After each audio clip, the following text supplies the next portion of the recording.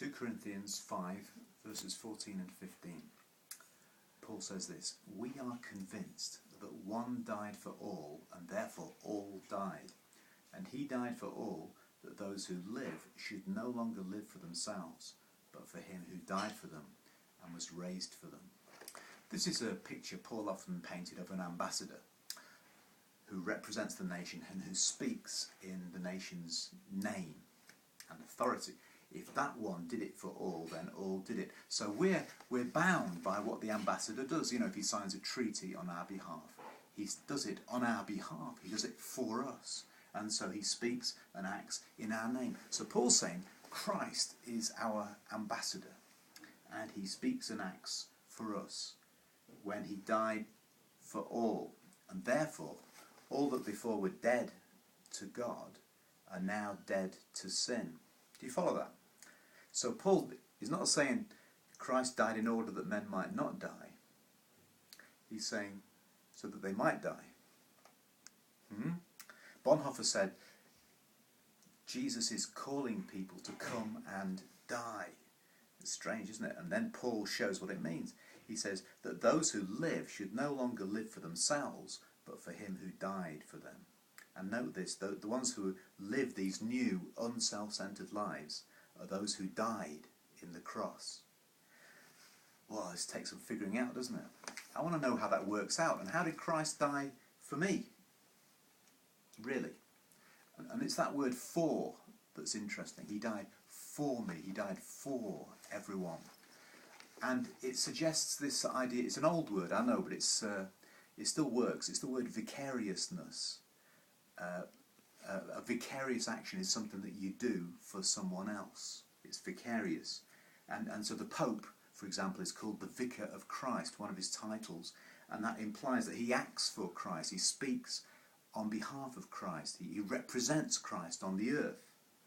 And really, that's how Paul is understanding Jesus, that he represents the whole race of humanity. He's the ambassador of humanity. In fact, Jesus often referred to himself as Son of Man, and something of that notion is in that title. He represents the whole of humanity. He is the human one. So the ambassador doesn't act on his own, he represents. Okay? So how? How does Jesus represent me and you? I believe Jesus represents us because he was the victim of the sin of all of us. He died unto sin, is what Paul said. He died unto sin as the victim of sin. He was, imagine, this is really crazy. He was subject to evil. He was the victim of betrayal, of false friendship, of intolerance, of hatred. He was the victim of ingratitude, bad government, sham justice, kangaroo courts, nutters in high places. He was killed by dead religion, by atheism, by formalism, by religious hypocrites, self-important busybodies. He was put down by people who hated goodness. There are people like that, you know. And he was a victim. And that sin crushed him. It killed him. It annihilated him. And he was a victim like the victims you read about in your daily newspaper. And so what was his response to that? He met it head on. He just rebuked it. He rebuked injustice. He scorned people who one day would turn and kill him.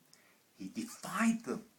And he came against it just as surely and squarely like taking your hand and sticking it in a liquidizer. Something horrible. Are you feeling that?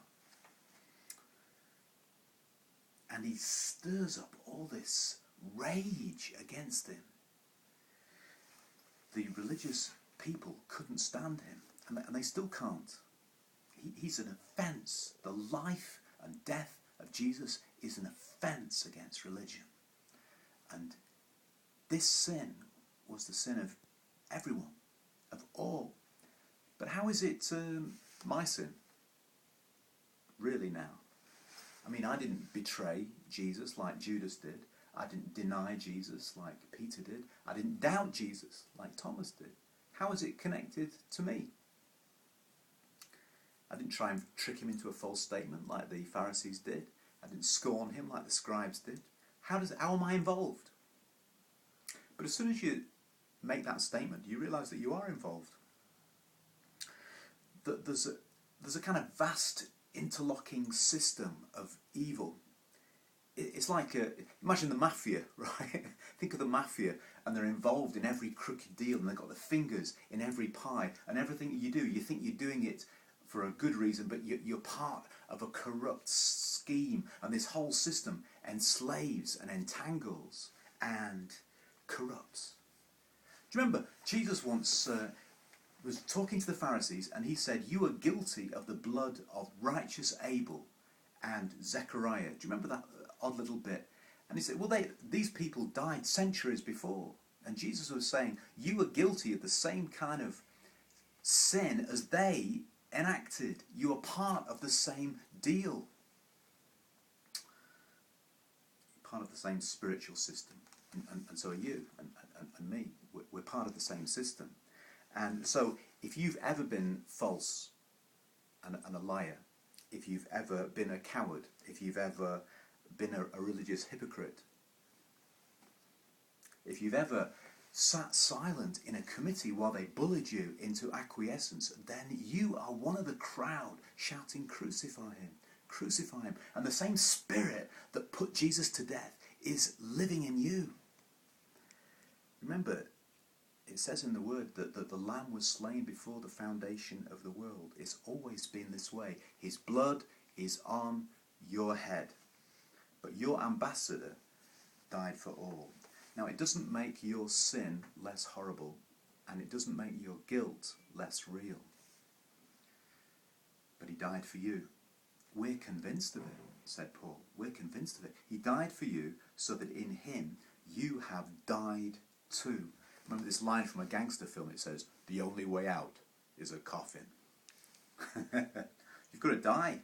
Jesus doesn't offer a repair job, a recon edition, or a brand new pimp your ride type of reconditioned number. It has to be a new car. In fact, the old one can't even be sold for scrap. It has no value. It is gone. You have to pay to tow it away. He died for you. I have to be totally dead to the world before I can really wake up. My question today is, are you really ready for something so